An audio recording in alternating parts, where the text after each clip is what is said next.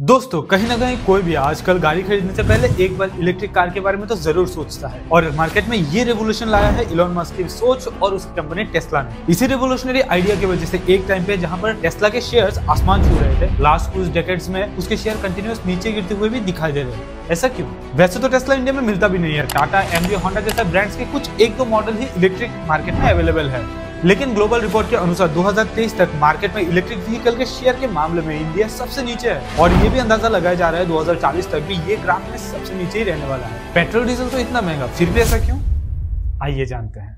इसके पीछे काफी मेजर इश्यूज है, लेकिन सबसे पहले आता है प्राइसिंग। सेम कंपनी का पेट्रोल या डीजल वेरिएंट का दाम अगर 7 लाख होता है तो वहीं पर ईवी का दाम 14 लाख या उससे ज्यादा होता है, तो कहीं ना कहीं ये प्राइस डिफरेंस तो बहुत ज्यादा इंपैक्ट करता है। दूसरा रीजन है रेंज एंग्जाइटी। कहीं ना कहीं एक ईवी को 0 से 100% चार्ज करने में कम से कम 1.5 घंटा समय लगता है, लेकिन उसके बाद कितना रेंज मिलता है? 400 से 500 kilometre, depends on the road condition. अभी इन्हीं सारी प्रॉब्लम्स को देखते हुए इंडिया के roads and transport minister Nitin Gadkari जो ऑलरेडी हाइड्रोजन फ्यूल कार्स को प्रमोट करना शुरू कर दिया है। What, hydrogen cars? I don't want to turn this into a debate on hydrogen fuel cells because I just think that they're extremely silly.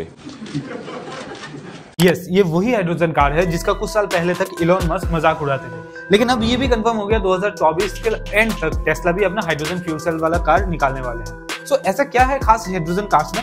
Let's investigate.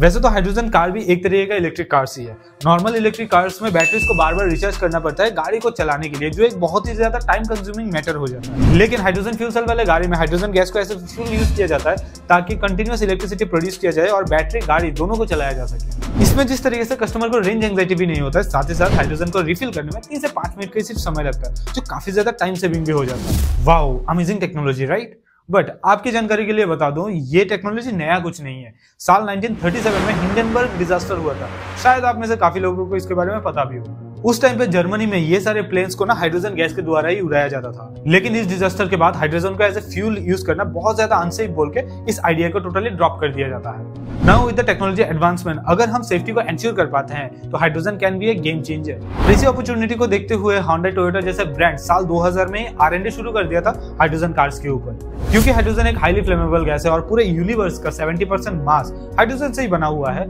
तो hydrogen can be a better replacement of A fossil. लेकिन दुख की बात यह है, हमारे अर्थ के surface में प्योर हाइड्रोजन इतना कम है, इतना कम है, इतना कम है जितना मेरे चैनल पे सब्सक्राइब है। सो प्लीज डू सब्सक्राइब, ये फ्री है यार। भाई आप कितना ड्रामा करते हैं। क्यों नहीं करें? Well, after decade of research Toyota ने 2014 में अपना पहला हाइड्रोजन कार लॉन्च किया, वो है टोयोटा मिराई। लेकिन 2023 तक इसका सिर्फ 21,000 यूनिट ही बेच पाए। ऐसा क्यों? वेल, इसके पीछे भी काफी सारे रीजंस है, लेकिन पहला आता है प्राइसिंग। इंडिया में टोयोटा मिराई आता है 60 से 70 लाख रुपीस के आसपास, जो ऑब्वियसली आम लोगों के अफोर्डेबिलिटी के बाहर चला जाता है। दूसरा रीजन है हाइड्रोजन। पूरे इंडिया के कोने कोने में आपको पेट्रोल एंड सीएनजी पंप तो मिल जाएंगे, लेकिन पूरे इंडिया में सिर्फ एक हाइड्रोजन फिलिंग स्टेशन है और वहां पर भी प्योर हाइड्रोजन 320 से 330 रुपए पर किलो मिलता है, जो काफी ज्यादा एक्सपेंसिव है compare to the electric vehicles. अब इसका क्या सोल्यूशन?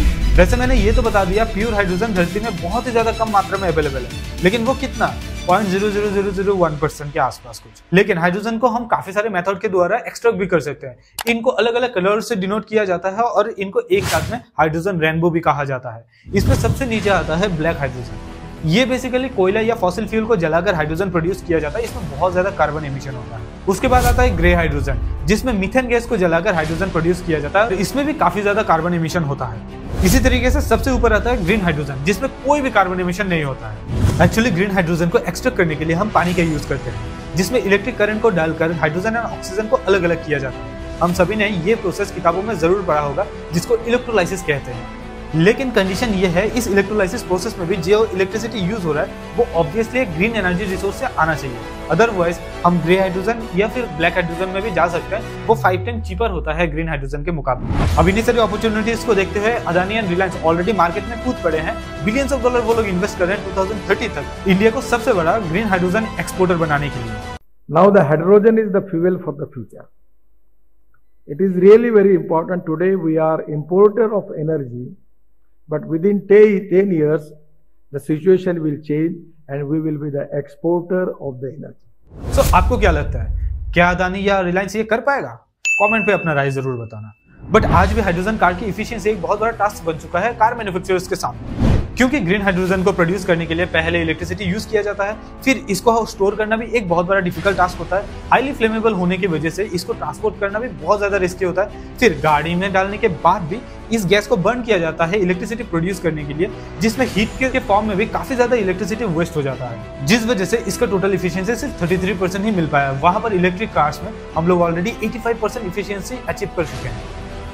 इलेक्ट्रिक कार्स में 85% इफिशियंसी अचीव करने के बाद भी देयर इज अ प्रॉब्लम। अगर आपको रेंज बढ़ाना है या फिर वेट लोडिंग कैपेसिटी को इंक्रीज करना है, देन आपको बड़ा बैटरी चाहिए। बड़ा बैटरी इन द सेंस और ज्यादा वेट और उसको कंट्रोल करने के लिए और ज्यादा एनर्जी। मींस एक लिमिट के बाद ये आइडिया फ्लॉप होते देखा जाता है। If I compare with the Tesla model S, जिसको चार्ज करने में 1.5 घंटे का समय चाहिए और 400 किलोमीटर का रेंज भी प्रोवाइड कर देता है, वहीं पर Hyundai के द्वारा लॉन्च किया गया ये हाइड्रोजन ट्रक जो 30 टन का लोडिंग कैपेसिटी भी रखता है, 400 किलोमीटर का रेंज भी प्रोवाइड करता है, इसको रिफिल करने में ना सिर्फ 8 मिनट का समय लगता है, तो काफी ज्यादा टाइम कन्वीनियंट बन जाता है।